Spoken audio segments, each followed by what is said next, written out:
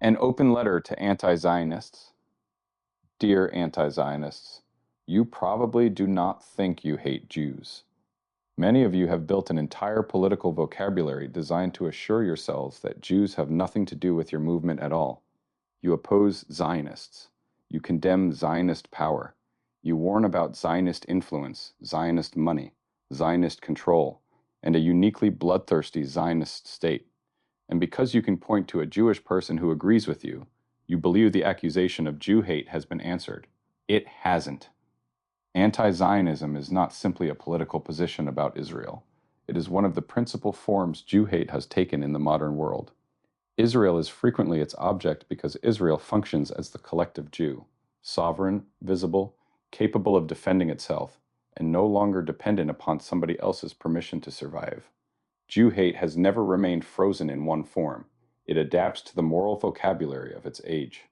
Jews were accused of murdering children for their blood, conspiring secretly, controlling governments, manipulating money, and possessing loyalties that could never truly belong to the countries in which they lived. Today, the villain is often called the Zionist. The Jew who supposedly controlled governments becomes the Zionist lobby controlling governments. The Jew accused of manipulating finance becomes Zionist money buying politicians. The Jew charged with disloyalty becomes the Zionist with suspicious dual allegiance. The secret Jewish conspiracy becomes the Zionist network manipulating media, universities, and foreign policy. The blood libel becomes the claim that Israelis uniquely delight in killing children, or possess a cruelty so monstrous that ordinary political language is apparently insufficient to describe it. The nouns changed, the accusation did not.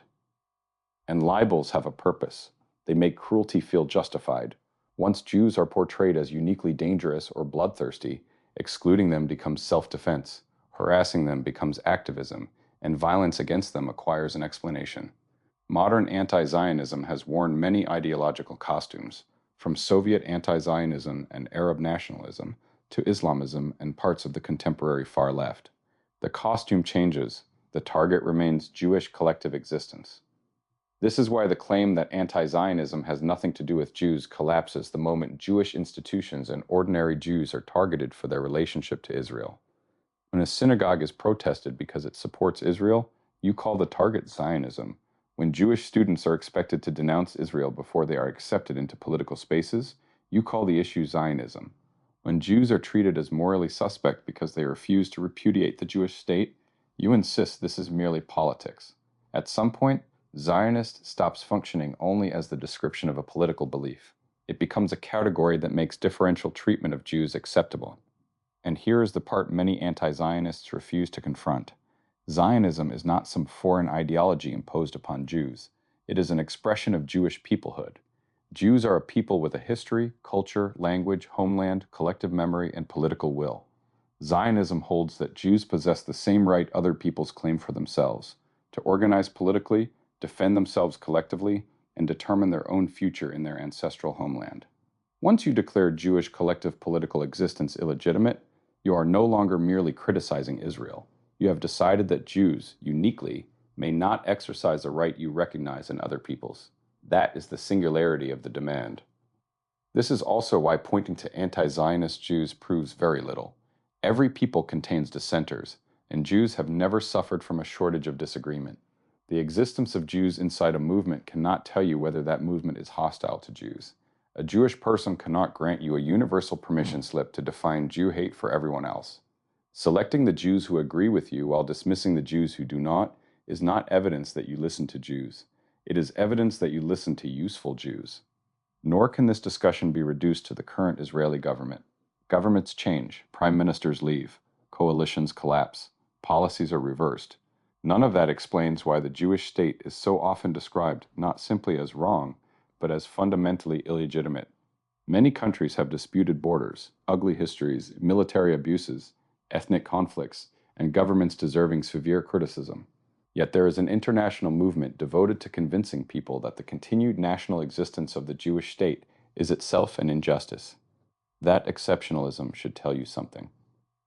Zionism emerged from an ancient Jewish relationship with the land of Israel, and from the political reality of Jewish vulnerability. Jews spent centuries living at the pleasure of rulers and majorities whose tolerance could disappear. Zionism was the decision that Jews should no longer outsource Jewish survival. You may believe Jewish sovereignty is unnecessary now. You may imagine that if Israel were dismantled and replaced by some larger political arrangement, Jews and Arabs would simply become equal citizens and old hatreds would lose their power. We have heard versions of that promise before. Jews received rights in Europe that later vanished. Jews became citizens in Middle Eastern and North African countries from which many later fled or were driven. Jewish history gives us very little reason to confuse promised equality with guaranteed security. This does not mean Israel is beyond criticism. It does not mean Israeli governments are always right. It does not mean Palestinians do not have rights, suffering, grievances, or legitimate aspirations. None of those propositions require anti-Zionism. Anti-Zionism makes a different claim. It says Jewish sovereignty itself is the injustice. That is why the movement so easily moves from criticizing what Israel does to demonizing what Israel is.